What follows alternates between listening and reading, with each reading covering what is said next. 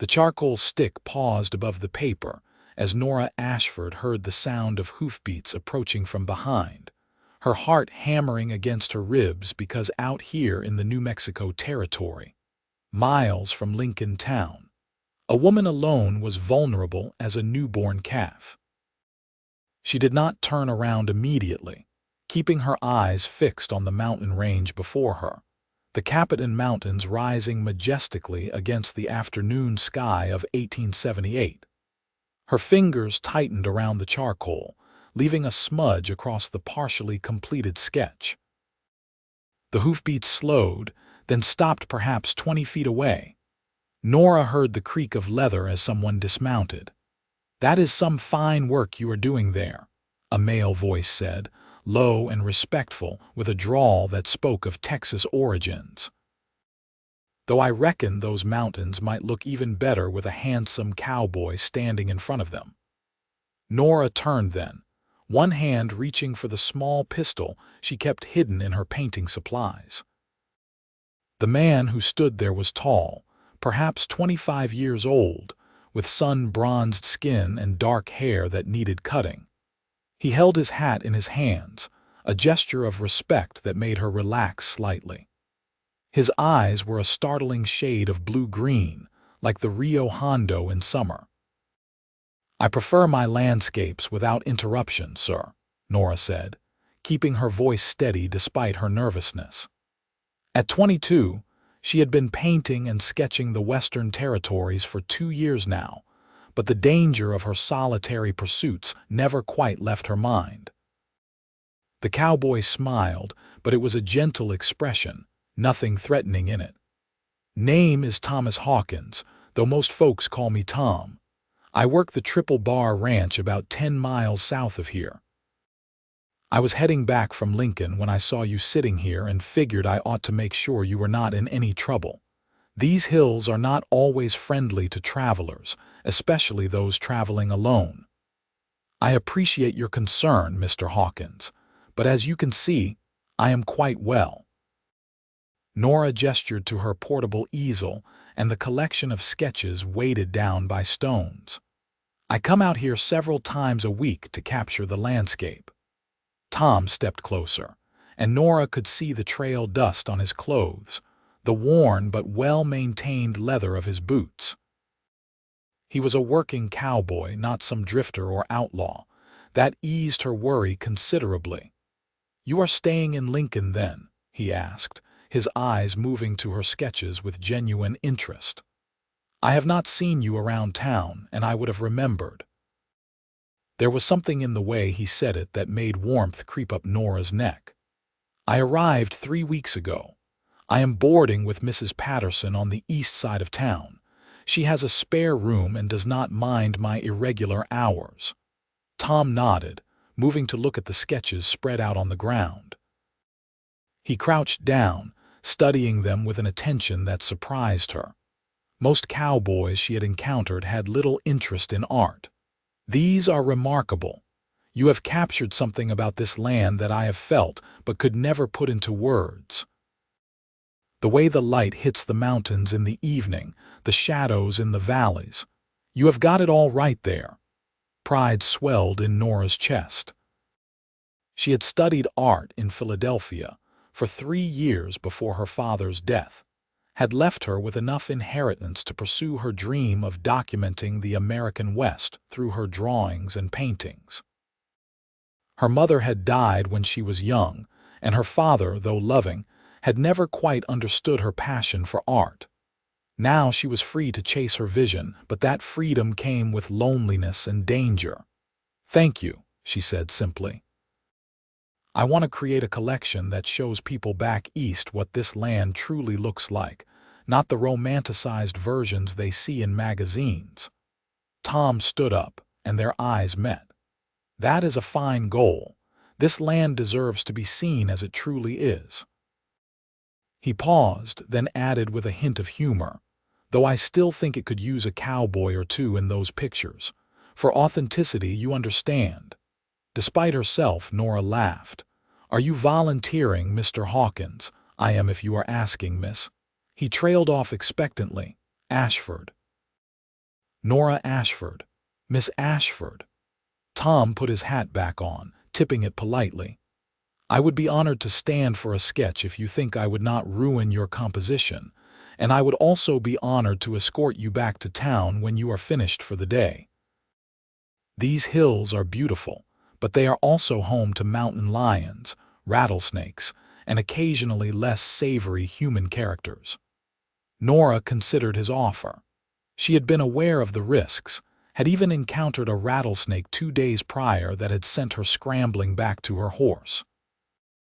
Having an escort would be sensible, and there was something about Thomas Hawkins that made her want to trust him. "Very well," she said. "But if you are to be in my picture, you must stand very still. I do not want a blurred cowboy ruining my mountain landscape." Tom grinned, and it transformed his face from merely handsome to something that made Nora's breath catch. "I can stand still as a fence post, Miss Ashford. You just tell me where you want me." She directed him to stand near a cluster of piñon pines, his horse beside him. The composition was perfect, she realized as she began sketching. The lone cowboy against the vast landscape captured something essential about this territory, about the people who had chosen to make their lives in this harsh and beautiful place. As she worked, Tom remained remarkably still, and they fell into an easy conversation. He told her about his work on the Triple Bar, about the cattle drives and roundups, the hard winters and unforgiving summers. He had come to New Mexico from Texas 5 years ago, following his older brother who had found work ranching. The brother had since moved to California, but Tom had stayed, drawn to something about this particular stretch of territory. "There is something about these mountains," he said, his voice thoughtful. "They change with every hour of the day, every season. I never get tired of looking at them." "That is precisely why I paint them," Nora said, her charcoal moving quickly across the paper. "They are never the same twice. The light, the shadows, the colors, it all shifts constantly." "You have a good eye for it," Tom said. "My mother used to paint a little back in Texas, watercolors mostly. She would have liked to meet someone like you, someone who made a real study of it." There was something in his voice that made Nora look up from her work. "Would have. She passed 6 years ago. Fever took her in the space of a week." Tom's jaw tightened. "My father followed her a year later. Broken heart, the doctor said, though officially it was his heart giving out." "I am sorry," Nora said softly. "I lost my father just over a year ago, my mother when I was 12. I understand that kind of loss." Their eyes met again, and something passed between them, a recognition of shared grief and survival. Nora felt it settle in her chest, warm and unexpected. "So we are both orphans making our way in this wild country," Tom said. "Though at least I have useful skills like roping cattle and fixing fences. Your talent is something special, Miss Ashford. Please call me Nora. If you are going to be my model, we might as well dispense with excessive formality." "Nora it is, then, and you should call me Tom." The sun was beginning its descent toward the western horizon when Nora finally finished her sketch. Tom stretched, rolling his shoulders, and came to look at what she had created. He stood beside her, close enough that she could smell leather and sage and something clean that was just him. "That is remarkable," he said quietly. "You made me look almost heroic standing there." "I only drew what I saw," Nora replied, and she meant it. There was something inherently noble about the way he stood, a quiet strength that the sketch had captured. Tom turned to look at her, and the expression in his eyes made her heart skip. "Would you let me escort you back to town? And perhaps, if you are planning to come out here again, would you send word to the Triple Bar? I could meet you, make sure you are safe while you work." It was a bold offer, one that went beyond simple neighborly concern. Nora knew she should be cautious, should maintain proper distance. But there was something about Thomas Hawkins that drew her, something that made her want to say yes. I usually come out 3 or 4 times a week, she said, weather permitting. I have been trying to capture the mountains in different lights, different times of day. Then I will make myself available, Tom said. The foreman at the Triple Bar is understanding about such things, and I have some flexibility in my schedule. Besides, I would like to see more of your work if you would allow it. They packed up her supplies together, Tom handling the easel with surprising care. He helped her onto her mare, a gentle chestnut she had purchased in Lincoln, and they began the ride back toward town. The setting sun painted the mountains in shades of orange and purple, and Nora found herself wishing she had time to capture it. We could come back tomorrow evening if you want, Tom said, as if reading her thoughts. To catch the sunset, I could meet you here around 4 o'clock. That would be wonderful, Nora said, unable to keep the eagerness from her voice. They rode in comfortable silence for a while, the horses picking their way down the rocky trail. Lincoln came into view as they crested a rise, the small town spread out in the valley below. It was a rough place, still recovering from the violence of the Lincoln County War that had raged through the previous year. Nora had heard the stories about the fighting between rival factions, about a young outlaw named Billy who had been involved. The tension still simmered beneath the surface, but the worst of the violence had passed. "Have you been caught up in any of the trouble around here?" Nora asked as they descended toward town. Tom's expression darkened slightly. The Triple Bar stayed out of the fighting mostly. Our boss, Mr. Sheffield, did not want to choose sides, said it was a fool's war and would only lead to good men dying for bad reasons. He was right about that. Lost some friends anyway, men who worked for other ranches and got pulled into the conflict. It must have been frightening. It was. There were times when you did not know who to trust, when going into town felt like walking into a powder keg. Things are calmer now, but people have long memories. The wounds are still fresh. They reached the edge of Lincoln as full darkness fell. Tom insisted on escorting her all the way to Mrs. Patterson's boarding house, a neat adobe structure with a small garden in front. Mrs. Patterson herself came out when she heard the horses, her round face creased with concern. "Miss Ashford, I was beginning to worry," the older woman said. "You stayed out later than usual." "I apologize, Mrs. Patterson. I got caught up in my work and Mr. Hawkins was kind enough to escort me back." Mrs. Patterson's sharp eyes assessed Tom, then softened. "Thomas Hawkins from the Triple Bar. Your mother was Elizabeth Hawkins from Texas." "Yes, madam," Tom said, removing his hat again. "I knew your mother slightly. She was a good woman. You have her eyes." Mrs. Patterson nodded approvingly. "Thank you for seeing Miss Ashford home safely.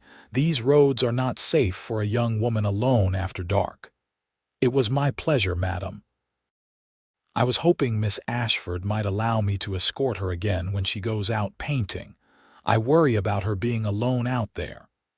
Mrs. Patterson looked between them, and Nora could see the older woman's mind working. "That would be very appropriate, Mr. Hawkins. A young lady should have a proper escort for such excursions." Tom helped Nora dismount and carried her supplies to the porch. As she turned to thank him, their hands brushed, and she felt that spark again, stronger this time. "Tomorrow at 4, he asked quietly. "Tomorrow at 4, she confirmed. She watched him ride away, his figure disappearing into the darkness of Lincoln's dusty streets. Mrs. Patterson stood beside her, silent for a moment before speaking. "He seems like a good young man," the older woman said. "His family was respectable, and he has always worked honestly. But you must be careful, Miss Ashford. A young woman's reputation is a fragile thing, especially in a town like this." "I understand," Nora said, "but I do need someone to ensure my safety while I work." The practical necessity outweighs any concern about propriety. Mrs. Patterson smiled knowingly. Of course, dear. Practical necessity. Just remember that practical necessities have a way of becoming something more if you are not careful. That night, Nora lay in her narrow bed and thought about blue-green eyes and a gentle smile. She thought about the way Tom had looked at her work with genuine appreciation, the way he had understood what she was trying to capture. She thought about his stillness as he posed for her, his patience and respect. She had not come to New Mexico looking for romance. She had come to build her career as an artist, to create something meaningful with her talent. But as she drifted off to sleep, she could not stop thinking about tomorrow at 4 o'clock. True to his word, Tom was waiting at their agreed meeting spot the next afternoon, his horse grazing nearby. He had cleaned up, Nora noticed, his shirt pressed and his hair neatly combed. The gesture touched her. "You look ready for Sunday services, not an afternoon of standing still while I paint," she said as she dismounted. "Figured if I am going to be immortalized in art, I should make an effort to look presentable," Tom replied, his eyes warm with humor. They spent the afternoon working together, Nora painting while Tom posed and then helped her when she needed to change positions or gather different supplies. As the sun began its descent, she set up her watercolors to try to capture the spectacular sunset. Tom stood behind her, watching over her shoulder as she worked quickly to catch the changing light. "How did you learn to work so fast?" he asked. "Practice and necessity. Light changes rapidly, especially at sunset. You have to train your eye to see the essential elements and your hand to capture them before they disappear." She worked in a near frenzy for 20 minutes, her brush moving across the paper in confident strokes. When she finally set down her brush, breathing hard from the concentration, Tom let out a low whistle. "That is extraordinary, Nora. You have captured it exactly." She looked at her work critically. It was good, she thought, perhaps one of her best watercolors. The mountains glowed with that particular quality of light found only in the high desert, and the sky was a symphony of colors that would fade within minutes. "Thank you," she said. "Though I think having you here helped. I felt more relaxed, less worried about potential dangers, so I could focus entirely on the work. Then I am glad I could help." Tom paused, then added, "Would you let me take you to dinner in town? There is a decent restaurant. Nothing fancy, but the food is good and the owner keeps a respectable establishment." Nora knew she should refuse. She barely knew this man, and going to dinner with him would signal to the town that they were courting. But she found herself nodding before caution could override her desire. "I would like that." They rode back to town as the first stars appeared. The restaurant Tom chose was small but clean, run by a Mexican family who served simple but delicious food. Over plates of beef and beans and fresh tortillas, they talked about everything and nothing. Tom told her about learning to ride as a child in Texas, about the first time he had helped with a cattle drive, and thought he would die from exhaustion. Nora told him about her studies in Philadelphia, about the professors who had encouraged her and the ones who had insisted that a woman had no place in serious art. "They were wrong," Tom said firmly. "What you create is as serious as anything I have seen in books or magazines. More so because you are documenting something real, something that will not last forever." "You understand," Nora said wonderingly. "Most people think I am eccentric at best, improper at worst. A woman traveling alone, painting landscapes. It is not what is expected." "Expected is boring," Tom said. "This land was not built by people doing what was expected. It was built by people willing to take risks, to chase dreams that others thought were impossible." The conviction in his voice stirred something in Nora. She realized that Tom was not just a handsome cowboy who had happened into her life. He was someone who understood ambition and passion, who respected her work and her independence. As he walked her back to Mrs. Patterson's boarding house that evening, Nora felt the beginning of something she had not expected to find in New Mexico. She had come here for mountains and landscapes, for light and shadow and color. She had not come looking for love. But love, she was beginning to realize, had a way of finding you when you least expected it. Over the next weeks, Tom became a regular fixture in Nora's daily life. He met her nearly every day, escorting her to her painting sites and often posing for her sketches. She filled sketchbook after sketchbook with drawings of him, capturing the way he stood, the set of his shoulders, the quiet competence in his movements. He became part of her artistic documentation of the West, as essential to her vision as the mountains themselves. But more than that, he became her friend. They talked for hours while she painted, sharing stories of their pasts and dreams for their futures. Tom spoke of his ambition to one day own his own ranch, a modest spread where he could raise cattle and horses. Nora shared her hope of publishing a book of her Western artwork, of having her work displayed in galleries back east. Why back east? Tom asked one afternoon as they sat in the shade of a cottonwood tree, eating the lunch Mrs. Patterson had packed for them. Why not here? Why not build your career in the West? Nora considered the question. Because the West does not have the established art institutions, the galleries and patrons. If I want to make a living from my work, I need to connect with the Eastern markets. But you said yourself that the Eastern view of the West is all wrong, all romanticized and false. Will not showing your work there in those galleries be changing it to fit what they want to see? It was a perceptive question, one that Nora had been avoiding in her own mind. I hope I can show them the truth, she said. Change their perspective. Tom nodded but did not look entirely convinced. They finished their lunch in companionable silence, and then Nora returned to her painting while Tom dozed in the shade, his hat pulled low over his eyes. She studied him as she worked on a new sketch, noting the play of dappled sunlight across his features, the relaxed sprawl of his long legs. She was growing too attached, she knew. In another few months, she had planned to move on, to travel to Arizona Territory and then perhaps to Colorado. Her project was meant to be comprehensive, covering all the major regions of the West. Staying in one place, becoming involved with a local cowboy, was not part of her plan. But plans, she was learning, had a way of changing when your heart got involved. One evening, as Tom was escorting her back to town, they encountered a group of rough-looking men on the road. There were 4 of them, clearly drunk, and they blocked the path with their horses. "Well, what do we have here?" one of them called out, a man with a scarred face and mean eyes. "A cowboy and his fancy lady. You are Tom Hawkins from the Triple Bar, are you not?"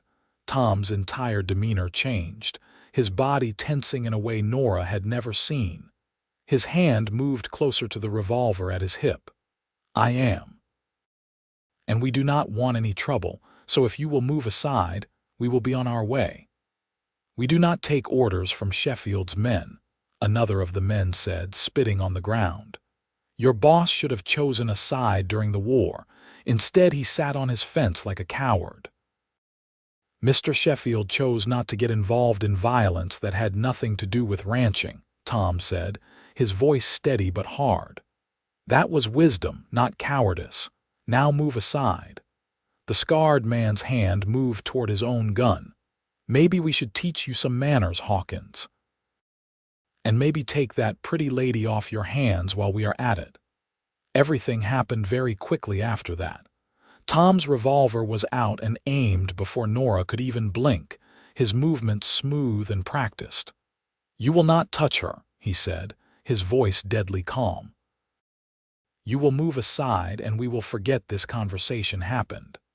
Otherwise, I will put a bullet in you, and your friends will have to explain to the sheriff how you drew first." For a long moment, nobody moved. The tension was thick enough to choke on. Then the scarred man laughed, but it was a nervous sound. "We are just having a bit of fun, Hawkins. No need to get all worked up. Move aside." Tom did not lower his gun. The men moved their horses off the road, and Tom and Nora passed through, Tom keeping his revolver out until they were well clear. Only when the men were out of sight did he holster his weapon, and Nora saw that his hand was shaking slightly. "Are you all right?" she asked, her own hands trembling on the reins. "Yes, I am sorry you had to see that. Those men worked for one of the factions during the war. They are still bitter about how things turned out, looking for someone to blame. You were very brave." Tom shook his head. "I was scared to death. Not for myself, but for you, if they had tried to hurt you." He did not finish the sentence, but Nora heard everything he did not say. That night, safe in her room at Mrs. Patterson's boarding house, Nora realized how deeply she had fallen for Tom Hawkins. The fear she had felt on that road had not been just for herself, but for him, for the danger he had put himself in to protect her. And the thought of leaving Lincoln, of moving on to continue her project without him, suddenly felt impossible. But what did that mean for her ambitions, her carefully laid plans? Could she build the career she wanted while staying in one place? Could she make a life here in this rough territory, with a cowboy who had little money and no certain future? She did not know the answers, but she knew that she could not avoid the questions any longer. The next day was Sunday, and Tom invited her to attend church services with him. Lincoln's church was a small adobe building, and the service was conducted by a circuit preacher who traveled between several towns. Nora found herself sitting next to Tom on a hard wooden bench, very aware of his presence beside her, of the way their shoulders touched when the congregation stood to sing hymns. After the service, several townspeople approached to introduce themselves. Mrs. Patterson had clearly been talking, because everyone seemed to know that Nora was an artist from the East, and that Tom had been escorting her. The women were friendly but curious, their eyes assessing the relationship between Nora and Tom with keen interest. "It is nice to see young Tom with someone appropriate," one older woman said, not bothering to lower her voice much. "He has been alone too long since his family passed. A good woman is what he needs." Nora felt her face heat with embarrassment, but Tom just smiled and changed the subject, asking about the woman's grandchildren. They walked through town after church, Tom showing her places she had not yet explored. Lincoln was small, barely more than a wide spot in the road really, but it had the essential businesses. A general store, a blacksmith, a hotel, 2 saloons, the restaurant where they had dined, and Mrs. Patterson's boarding house. The lingering effects of the Lincoln County War were visible in bullet holes in some of the buildings, in the wary way some men watched each other on the streets. "It was worse last year," Tom said, following her gaze. "There were shootouts, ambushes, men killed in the streets." The territorial governor finally had to intervene, bring in troops to restore order, but the hatreds that caused the war have not disappeared. They have just gone underground. "Is it safe for you, working for Mr. Sheffield? Those men yesterday seemed to hold a grudge." "There are men on both sides who see neutrality as betrayal," Tom admitted. "But Sheffield has been fair to all of us who work for him, and he kept us alive during the fighting. That is worth more than taking sides in a war that was really about power and money, not principles." They ended up at the edge of town, looking out at the mountains in the distance. The view was not as spectacular as from Nora's usual painting sites, but it was still beautiful, the peaks rising against a brilliant blue sky. "I need to tell you something," Tom said, his voice serious. "I have been offered a foreman position on a ranch in Texas. The pay would be significantly better than what I make now, and it would be a step toward my goal of owning my own place someday. Nora's heart dropped into her stomach. When would you leave? That is the thing. I have not accepted yet. In fact, I am thinking of turning it down. He turned to look at her, his blue-green eyes intense. Because of you. Tom, you cannot turn down an opportunity like that because of me. We have known each other for less than 2 months. You have to think of your future. I am thinking of my future. And I cannot see one that does not include you in it. He took her hands in his, and Nora could feel calluses on his palms, the rough evidence of hard work. I know it is fast. I know we have not known each other long, but I also know how I feel, and I know that what we have is rare. I have never felt this way about anyone before. I feel it too, Nora whispered, but I do not know what to do about it. I have my work, my project. I was planning to move on in a few months to see more of the West. So see it with me, or let me wait for you to finish and come back. Or find a different plan altogether. I am not saying I have all the answers, Nora. I am just saying I want to try, if you do. She looked up at him, at this good man who had walked into her life when she was sketching mountains alone, who had asked to be part of her picture and had somehow become part of her heart. The sensible thing would be to thank him kindly and move on, to stick to her plans and her carefully constructed vision of her future. But Nora had never been particularly sensible, not really. Sensible women did not travel the West alone with sketchbooks and paint. I want to try too, she said. Tom's face broke into the widest smile she had ever seen from him. He pulled her close, and they stood there at the edge of Lincoln, holding each other while the New Mexico wind blew around them, and the mountains watched in their eternal silence. The next weeks were some of the happiest of Nora's life. She and Tom spent every possible moment together, painting and riding and talking.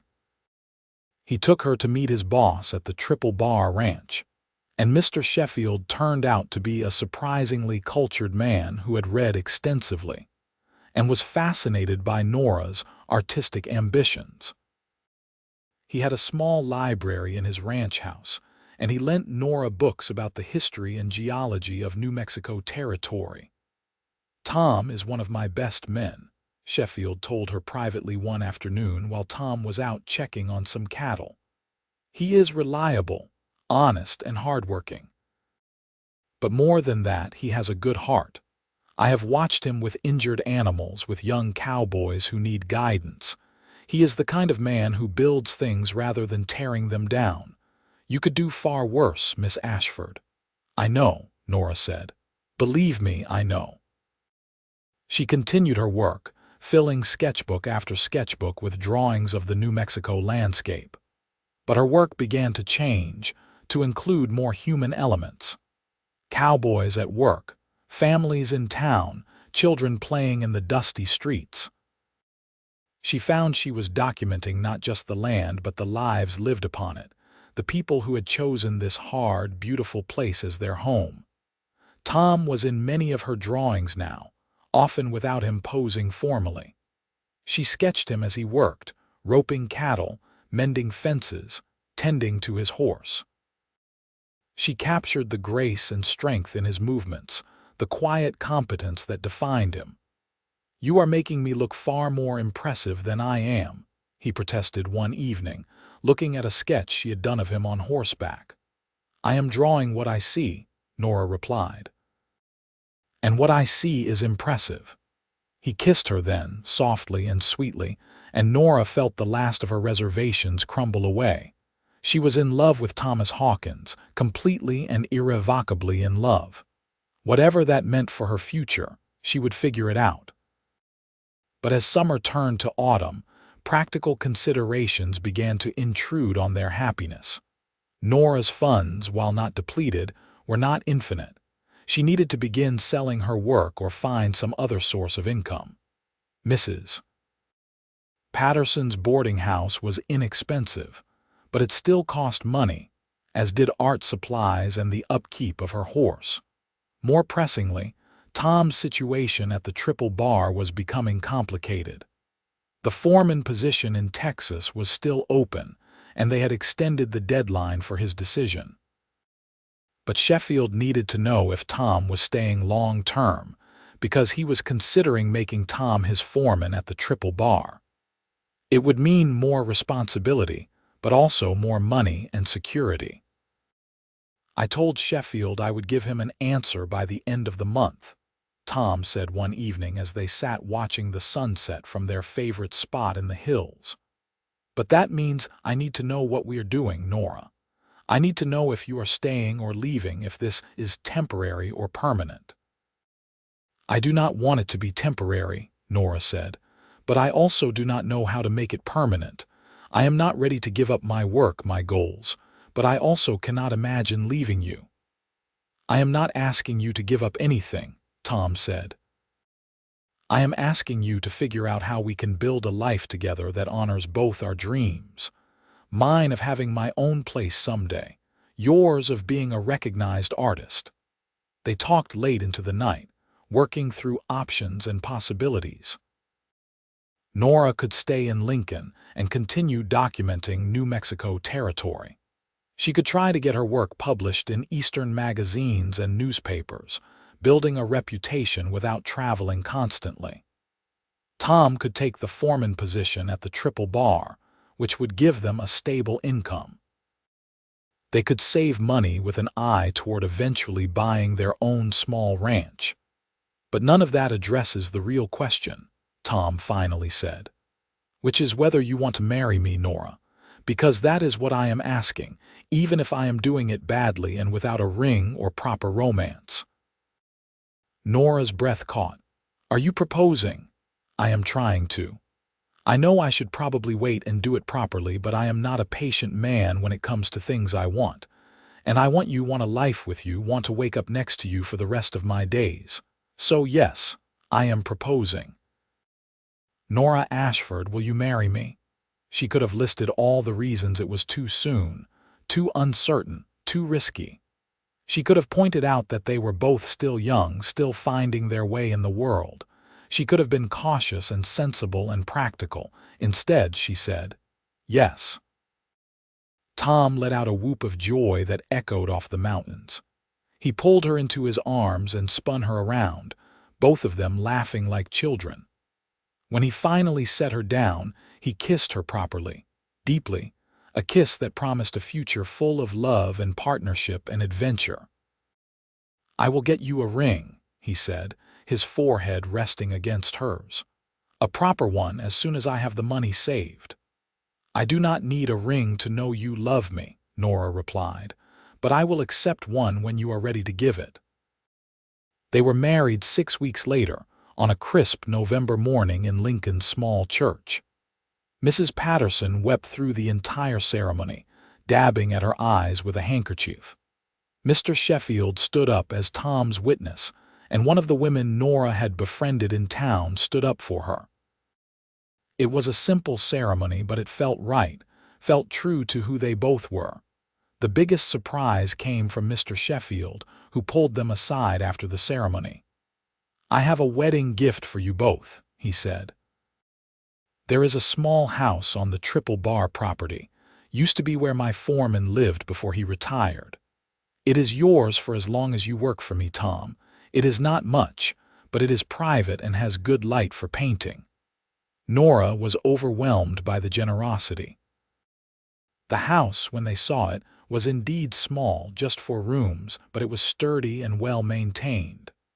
The front room had large windows that faced east, perfect for her artwork. They spent their wedding night in that little house, making love for the first time with a tenderness and passion that left them both shaken. Afterward, lying in each other's arms in the narrow bed, Tom traced patterns on Nora's shoulder and told her about his dreams for their future. "I want to save enough to buy our own place within 5 years," he said. "Nothing huge, just enough land for some cattle and horses, enough to be our own bosses. And I want you to have a proper studio with good light and space for all your supplies." 5 years is ambitious, Nora said. "But I like ambition." "What about children?" Tom asked. "I know you have your work and I do not want to pressure you, but someday I would like to be a father." Nora had thought about this question during their brief engagement. Her own childhood had been lonely after her mother's death, and she had always imagined having a family someday. But she also knew the reality of what pregnancy and child-rearing would mean for her work. "Someday," she said, "when we are more settled, when I have established my career a bit more. But yes, I want children with you." They made love again, more urgently this time, sealing promises and dreams with their bodies. The first year of their marriage was an adjustment but a happy one. Nora continued her artwork, now working from their home as well as making expeditions into the hills. Tom worked long hours for Sheffield, learning the foreman's responsibilities in preparation for taking over the position permanently. Money was tight, but not desperate. Nora had some success selling sketches to a newspaper in Santa Fe, and a magazine in Denver published a series of her drawings with an article about life in the New Mexico territory. The payment was modest, but it was a start. More importantly, it was validation that her work had value, that her vision of the West resonated with others.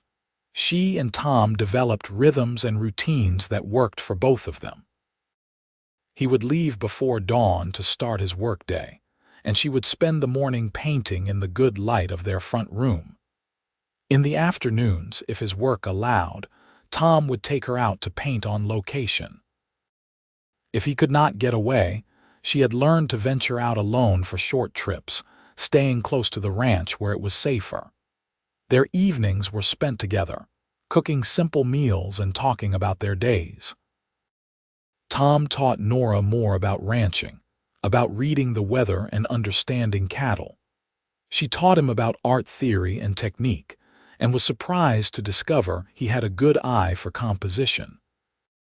"You see the landscape the way I do," she told him one evening after he had suggested a different angle for a painting she was working on. "You understand how the elements interact." "I have had a good teacher," he replied, kissing the top of her head. The second year of their marriage brought change. Sheffield officially made Tom his foreman, which came with a significant increase in pay. They began seriously saving for their own ranch, putting aside every extra dollar they could. Nora continued to sell her work, building connections with galleries and publications across the West and back East. And then, just past their second anniversary, Nora realized she was pregnant. She was surprised by the strength of her mixed emotions. Joy, certainly, at the thought of having Tom's child, but also fear about what it would mean for her work, her independence, her identity as an artist. She waited a week after she was sure before telling Tom, needing time to process her feelings. When she finally told him, one evening as they sat on their small porch watching the sunset, Tom's reaction was pure, uncomplicated joy. "A baby," he breathed, his hand moving to rest on her still flat stomach. "We are going to have a baby." "Are you happy?" Nora asked, needing to hear him say it. Happy does not begin to cover it. I am thrilled, terrified, overwhelmed all at once. "Are you happy?"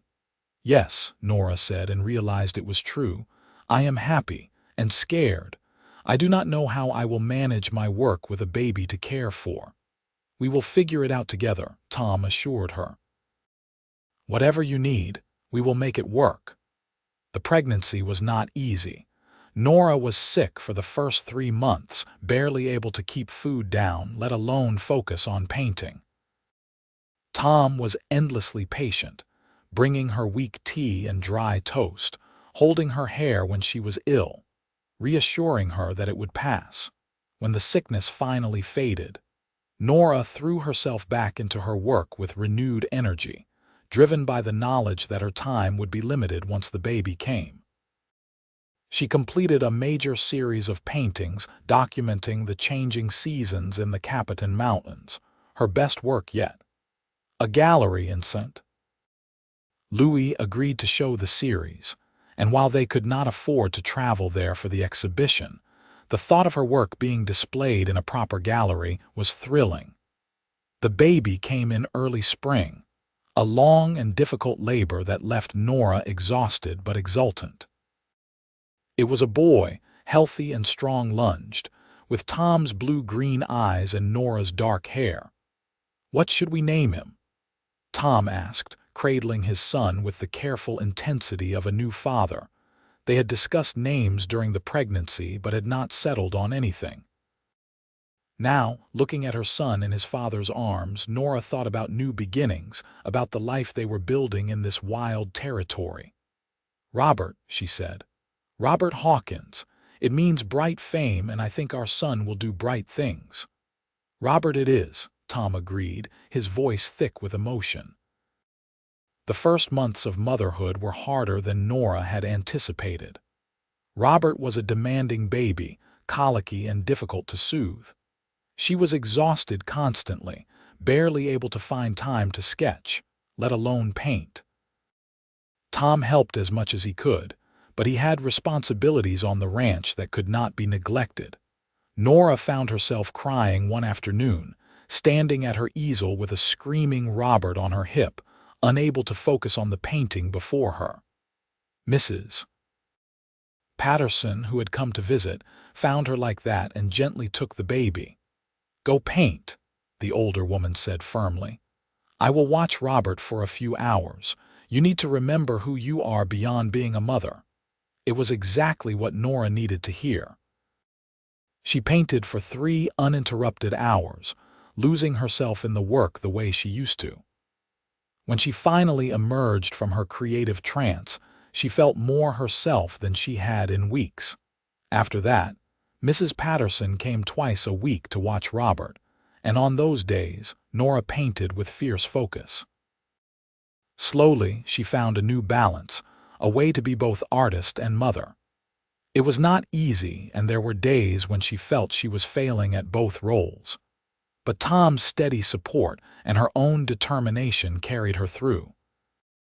Robert thrived, growing into a lively toddler with his father's curiosity and his mother's keen eye for beauty. He would sit in his father's lap for hours, watching Nora paint, and sometimes she would give him paper and charcoal to make his own marks. "He is going to be an artist like his mother," Tom predicted proudly. "Or a rancher like his father," Nora countered. "Or something entirely his own. We will let him choose." By the time Robert was 2 years old, Tom and Nora had saved enough money to begin seriously looking for their own ranch. They found a property about 15 miles from Lincoln, a modest spread with 160 acres of grazing land, a decent house, and a barn that needed work. The price was just within their range, but it would take every dollar they had saved. "What do you think?" Tom asked Nora as they stood looking at the property. The house was small but solidly built, and the view of the mountains was spectacular. "I think it is perfect," Nora said. "I can already see where I will set up my studio." They bought the ranch in the spring of 1883, 5 years after they had first met. Moving day was chaotic, with all their belongings loaded onto a wagon, Robert alternately helping and hindering, excited about the new adventure. Sheffield came to see them off, clasping Tom's hand firmly. "You have been a good foreman, Tom. If you ever need anything, if this venture does not work out, you will always have a place at the Triple Bar." "Thank you, sir, for everything. You gave me a chance when I needed one, and you gave me the house where I started my marriage." I will never forget that. The ranch, which they named the Mountain View Ranch for the obvious reason, was a challenge from the start. The house needed repairs, the fences were in poor condition, and they had to buy cattle and horses to stock the property. Money was tight again, tighter than it had been in years. But Tom threw himself into the work with the same determination he brought to everything, and Nora helped wherever she could while still maintaining her art practice. She converted one of the rooms in the house into a studio, and found that having her own dedicated space transformed her work. She could leave paintings in progress without worrying about Robert getting into her supplies. She could work at odd hours, when inspiration struck or when the light was perfect. Her reputation continued to grow. The show in St. Louis had been successful, leading to more commissions and more interest in her work. A publisher in New York approached her about creating a book of Western scenes, exactly the kind of project she had dreamed about years ago. "I cannot believe it is happening," she told Tom one evening after receiving the publisher's letter. "An actual book with my name on it." "I can believe it," Tom said, pulling her close. "Your work deserves to be seen, deserves to be celebrated. I knew that the first day I saw you sketching in the mountains." The book project took 2 years to complete. Nora worked intensely, creating new paintings and selecting the best of her existing work to include. She wrote text to accompany the images, describing the landscapes and the people who inhabited them. Tom appeared in several of the illustrations, though she did not identify him by name, just as a cowboy of the New Mexico Territory.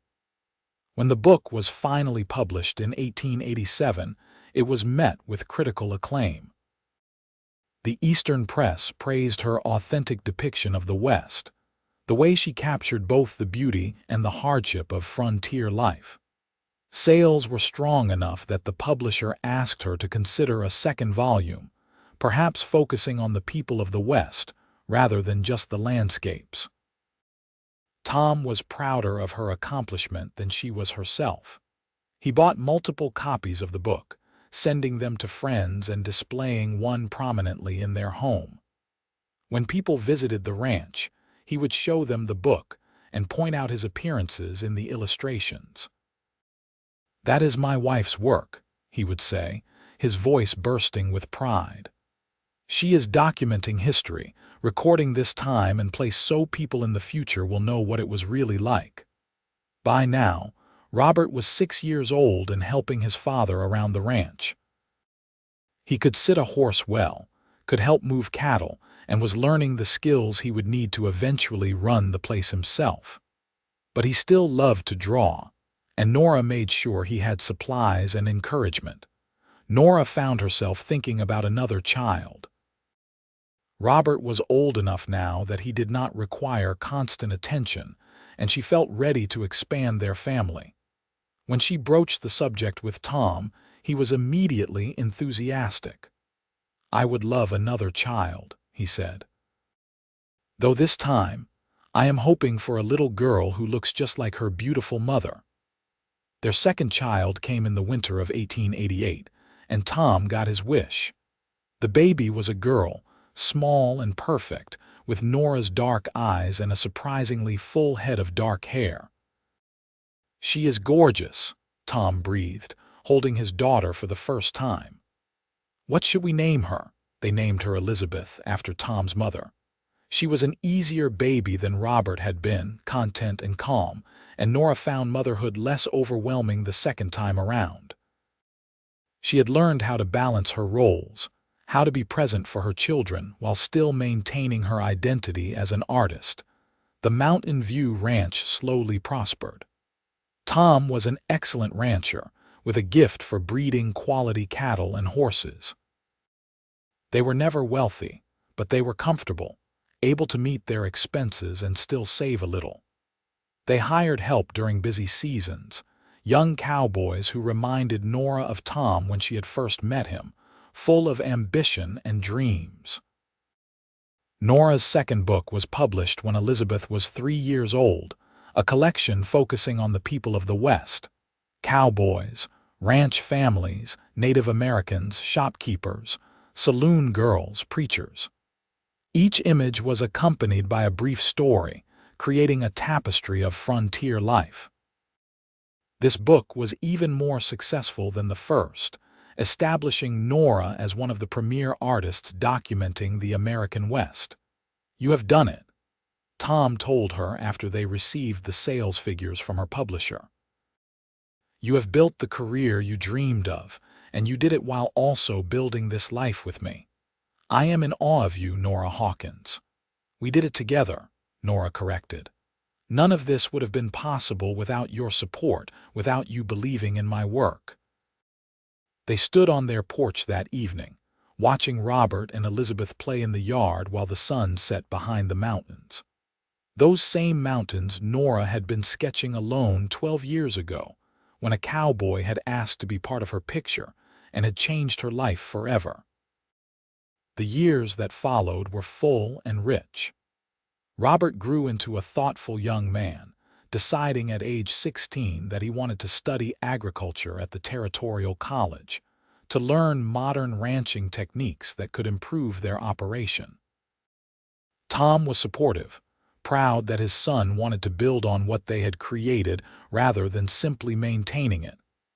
Elizabeth, meanwhile, showed artistic talent that surpassed even her mother's at the same age. By the time she was 13, she was creating paintings that Nora knew were technically superior to her own early work.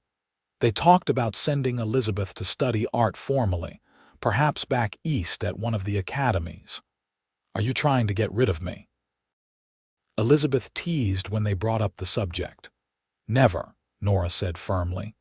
"But I want you to have opportunities to learn from masters in a way I never could. If art is truly your passion, you deserve the best training available. But I want to paint the West like you do." "Why would I need to go east to learn that?" "Because technique and skill are universal," Nora explained. "The better your technical abilities, the more effectively you can express your vision. Trust me on this."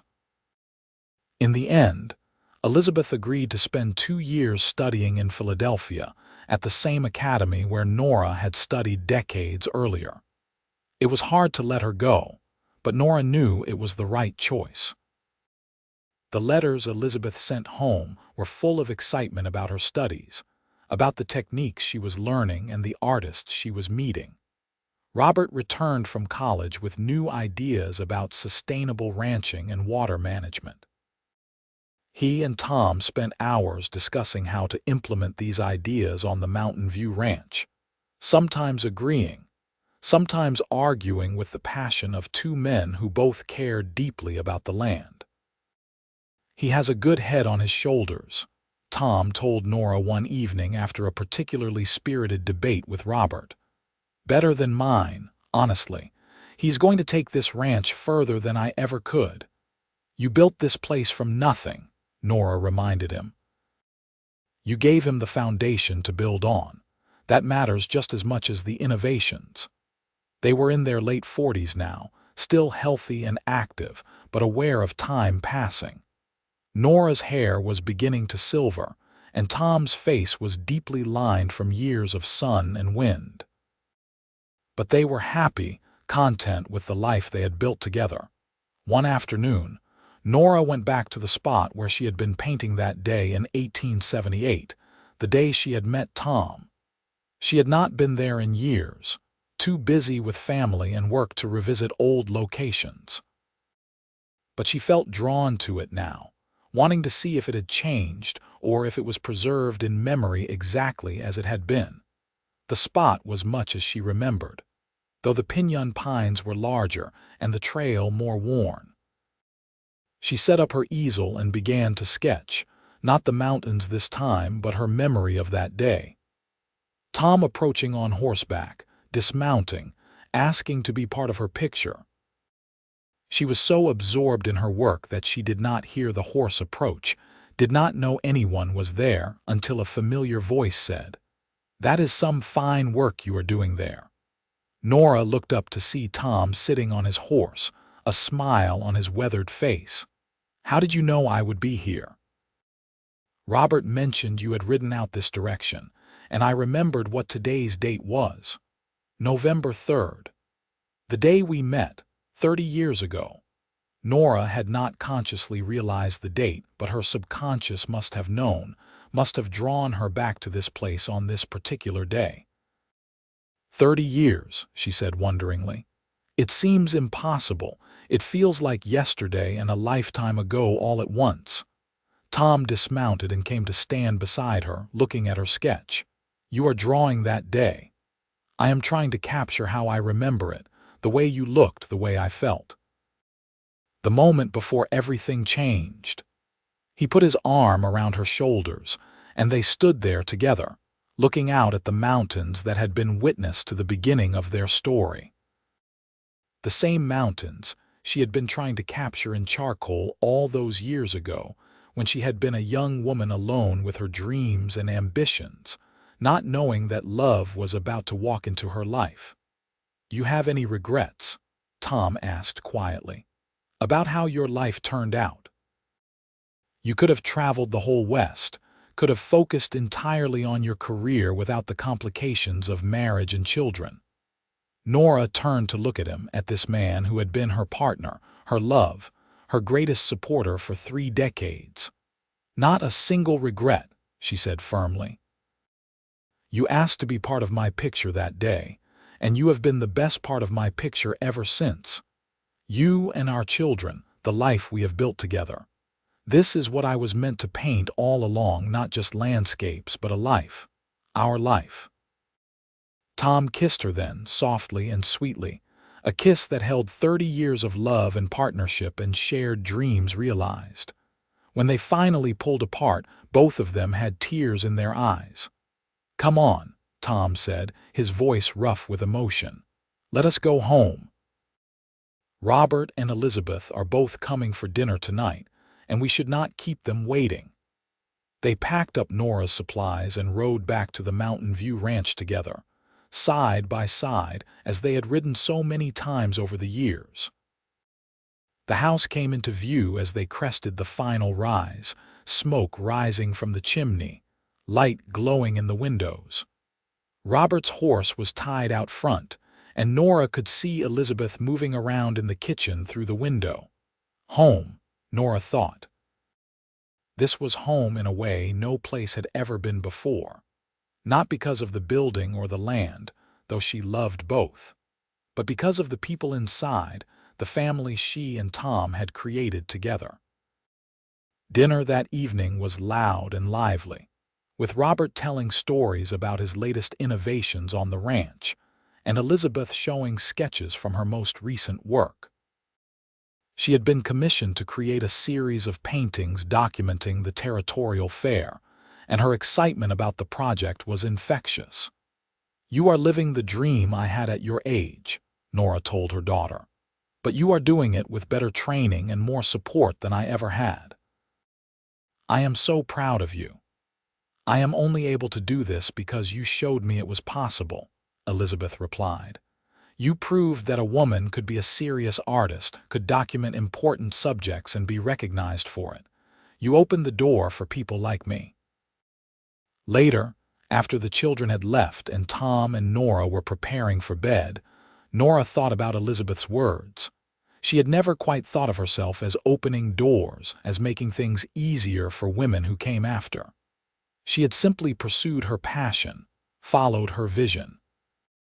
But perhaps that was how change happened, one woman at a time choosing to do what she loved regardless of expectations or obstacles. The years continued to pass, each one bringing new joys and challenges. Robert married a young woman from Lincoln, a schoolteacher named Sarah, and they had 3 children in quick succession. Suddenly, Nora and Tom were grandparents, a role they embraced with delight. The grandchildren loved visiting the ranch, and Nora found herself sketching them constantly, trying to capture their ephemeral childhood. Elizabeth eventually married as well, a fellow artist she met during her studies. They settled in Santa Fe, where the growing art colony provided opportunities and community. She continued her mother's tradition of documenting the West, but with her own unique vision and style. As Tom and Nora entered their 60s, they began to slow down. Tom hired a full-time foreman to handle the day-to-day operations of the ranch, though he still went out every day to check on things and offer advice. Nora continued to paint, but at a more leisurely pace, no longer driven by the need to prove herself or build a career. "We have done well, you and I," Tom said one evening as they sat on their porch, watching the sunset paint the mountains in shades of gold and purple. "We built something lasting." "We did," Nora agreed. "Not just the ranch, though that is significant, but a family, a legacy. Our children are carrying forward what we started in their own ways." "Do you ever think about that day we met?"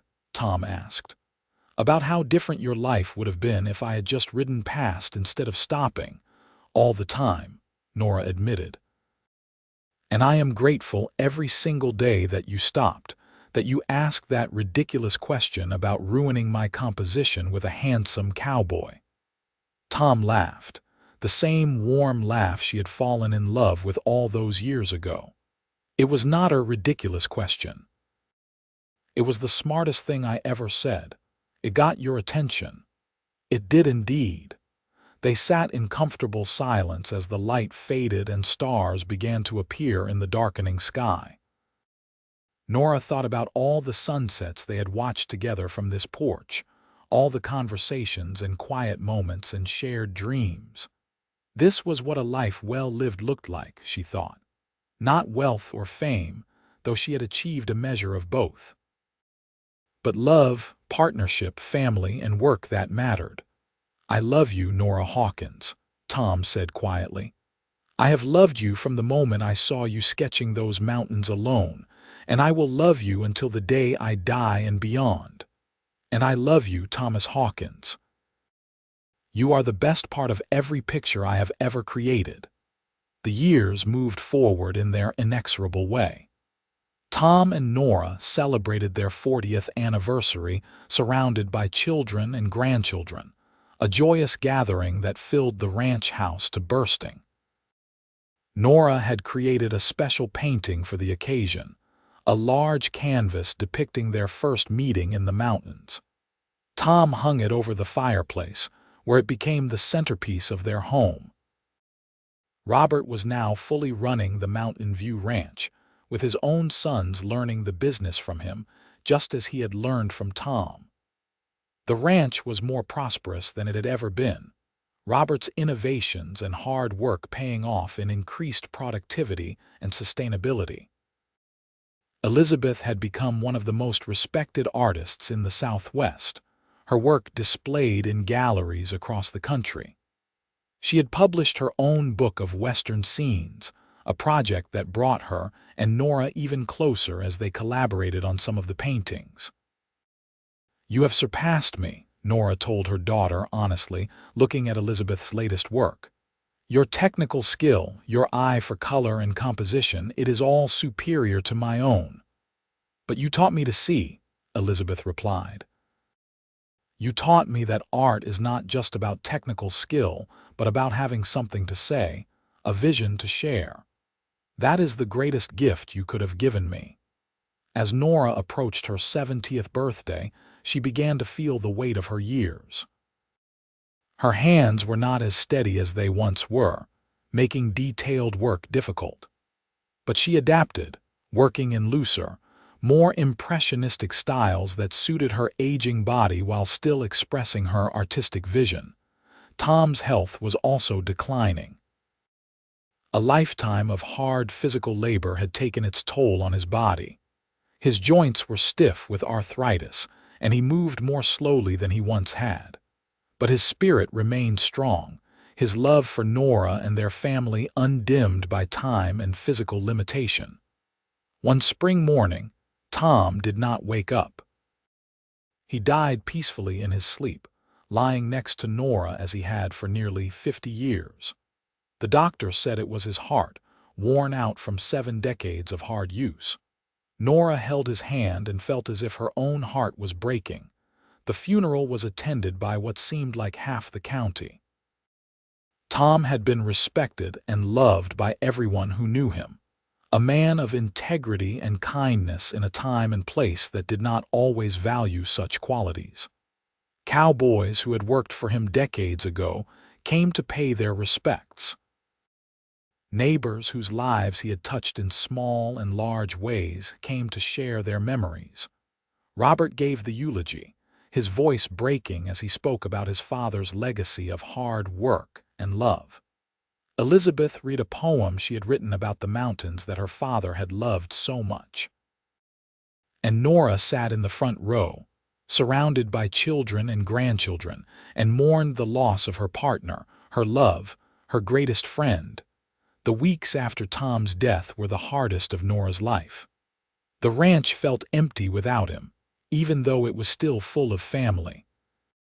She would wake in the morning and reach for him, only to remember anew that he was gone. She wandered through the house they had shared, seeing him everywhere, missing him with an intensity that was almost physical. But slowly, with the support of her family and the solace of her art, Nora began to heal. She could not paint for the first month after Tom's death, could not find the emotional space to create. But then one morning, she woke with a vision in her mind and knew she had to capture it. She painted Tom as she remembered him from that first day, young and strong and full of life. She painted him on horseback, against the backdrop of the Capitan Mountains, exactly as he had looked when he asked to be part of her picture. And as she worked, she felt his presence with her, felt his encouragement and love as tangibly as if he were standing beside her. The painting became her masterpiece, the culmination of everything she had learned in 5 decades of creating art. It was not just a portrait of a man, but a love letter, a testament to a partnership that had shaped both their lives. When it was finished, she knew it was the best work she had ever done. Elizabeth convinced her to include the painting in a retrospective exhibition of her work that was being planned for a gallery in Denver. Nora was reluctant at first, feeling that the painting was too personal, too raw. But Elizabeth persisted. "People need to see this, Mother. They need to see what love looks like, what a life partnership means. This painting tells a story that transcends just you and Father. It speaks to something universal." The exhibition was a triumph. Nora's lifetime of work, displayed together, showed the evolution of her artistic vision and technical skill. But it was the portrait of Tom that drew the most attention, that made viewers stop and stare and often weep. Critics called it a masterpiece of emotional depth and technical skill. But for Nora, it was simply an attempt to capture what Tom had meant to her, to show the world the man she had loved. Nora lived for another 5 years after Tom's death. They were good years, despite the absence of her husband. She was surrounded by family, by children and grandchildren who visited constantly. She continued to paint, working on a series of memory paintings that captured moments from her long life. The day she met Tom, their wedding, the births of their children, quiet evenings on their porch watching the sunset. Each painting was a treasure, a gift to her family and to posterity. On a warm afternoon in early autumn, Nora set up her easel one last time at the spot where she had met Tom. She was 83 years old, frail but still clear-minded, still driven to create. Her granddaughter, Robert's eldest daughter who had inherited both her grandmother's artistic talent and her determination, had driven her there and helped her set up. "What are you going to paint, Grandma?" the girl asked. "I am going to paint what I see," Nora replied, picking up her brush. "I am going to paint the mountains and the light and the story of a cowboy who stopped to talk to a woman sketching alone." She worked slowly, her hands trembling with age but still capable of creating beauty. The painting took shape on the canvas, mountains and light and shadow, and in the foreground, barely suggested but unmistakable, 2 figures. A woman at her easel, a cowboy on horseback, the moment of meeting that had changed everything. When it was finished, Nora set down her brush and sat back with a satisfied sigh. "I am done," she said to her granddaughter. "I have told the story I came here to tell." She died peacefully that night in her sleep, just as Tom had. The painting, her final work, hung in the ranch house alongside the portrait of Tom. Together, they told the story of a love that had begun with a chance meeting in the mountains of New Mexico Territory and had endured for a lifetime.